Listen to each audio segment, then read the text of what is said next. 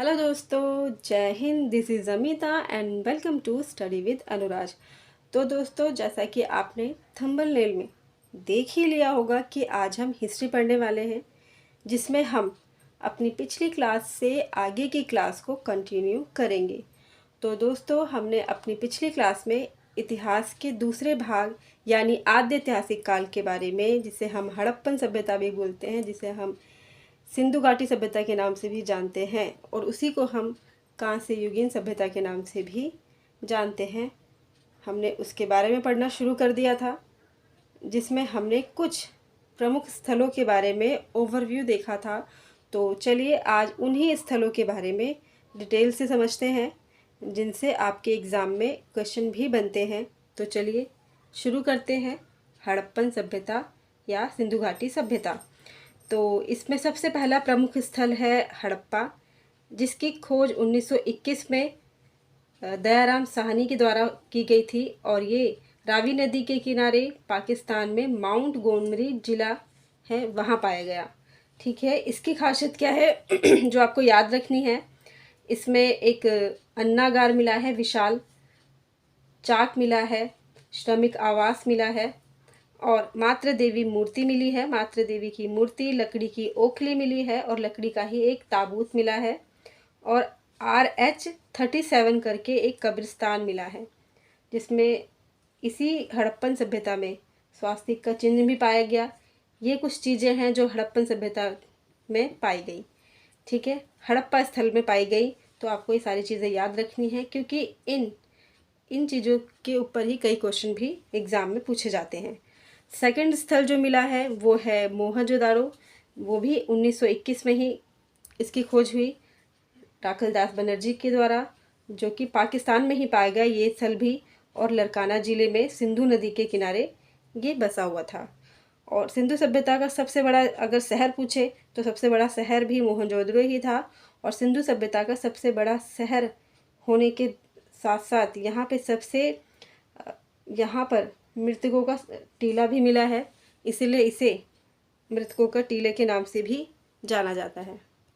और हाँ, सिंधु सभ्यता के इसी सेकंड जो प्रमुख पुरास्थल है मोहनजोदाड़ो, यही सिंधु सभ्यता का सबसे बड़ा शहर था, और पुरोहित का आवास यहाँ से मिला है। कई वस्तुएं मिली हैं, जिसमें पुरोहित आवास, घर में कुएं के साक्ष्य यहीं से मिले हैं, विशाल स्नानागार यहीं पाया गया है, अन्नागार यहाँ पाया गया है, और सूती वस्त्र के सबसे प्रमुख सबसे प्रमुख साक्ष्य यहीं से मिले हैं। सबसे चौड़ी सड़क अगर कहीं पूछे कहाँ मिली है, तो वो भी यहीं पे मोहनजोदाड़ो में ही मिली है। सभागार के साक्ष्य भी यहीं मिले हैं, और पशुपति शिव की मूर्ति भी मोहनजोदाड़ो से ही पाई गई। कांसे की नर्तकी की मूर्ति यहाँ से पाई गई। जबकि आपसे पूछा जा सकता है कि मात्र देवी की मूर्ति कहाँ पाई गई, तो मात्र देवी की मूर्ति आपको हड़प्पा स्थल में पाई गई थी, और कांसे की नर्तकी की मूर्ति अगर कहीं पाई गई थी तो वो था मोहनजोदाड़ो। यहीं पे तांबे का कई ढेर मिला है। यहीं पर यहाँ का जो अन्नागार था वो सिंधु सभ्यता का सबसे बड़ा भवन या इमारत मानी जाती है, अभी तक जो जितने भी पुरास्थल पाए गए हैं उनमें। देखिए, यहाँ ये सारी चीज़ें मैं आपको इसलिए लिख करके समझाने की कोशिश कर रही हूँ कि अगर कोई स्टूडेंट अपनी नोट्स बनाता हुआ भी चल रहा है, तो वो अब मेरे साथ साथ अपने नोट्स कंप्लीट कर सकता है, और आगे अपने उन्हीं नोट्स से रिवीजन भी कर सकता है। देखिए, जो थर्ड पुरास्थल था वो था चहुंजड़ो, जो कि 1931 में खोजा गया गोपाल मजूमदार द्वारा। पाकिस्तान में सिंधु नदी के तट पर पाई गई ये वाला पुरास्थल, और एकमात्र शहर जो दुर्ग रहित था। यही एकमात्र शहर था जो कि दुर्ग रहित था। आपसे पूछा जा सकता है कि सिंधु सभ्यता का वह कौन सा स्थल था जो कि दुर्ग रहित था, तो वो था चहुंजड़ो, और ये एक औद्योगिक शहर था।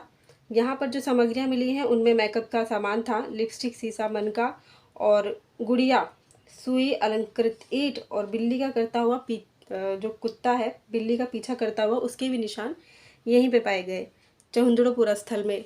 तो आपसे पूछा जा सकता है इन चीज़ों के बारे में कि बताइए सिंधु सभ्यता का औद्योगिक शहर कौन सा था, या फिर मेकअप की सामग्री किस स्थल से पाई गई है, और बिल्ली का पीछा करता हुआ कुत्ता कौन से स्थल से उसके साक्ष्य पाए गए हैं।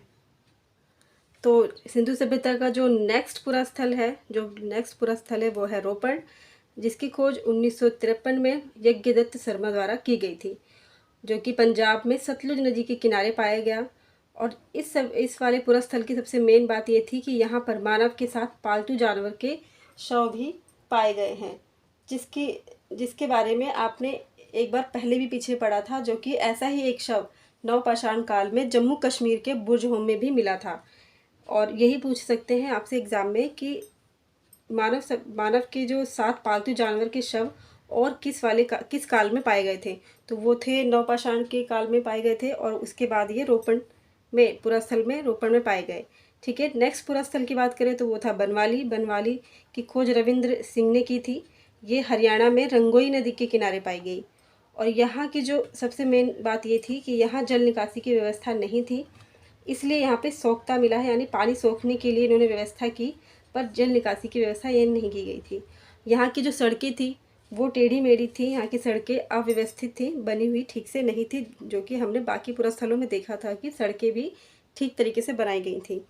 ठीक है, तो दोस्तों आज हमने सिंधु सभ्यता के 5 प्रमुख स्थलों के बारे में समझ लिया है, जो कि एग्ज़ाम के पॉइंट ऑफ व्यू से भी काफ़ी इम्पोर्टेंट है। और बाकी पूरा स्थलों के बारे में भी हम अपनी नेक्स्ट वीडियो में देखेंगे, समझेंगे। आज के लिए इतना ही रखते हैं। Thank you so much. जय हिंद दोस्तों, बाय।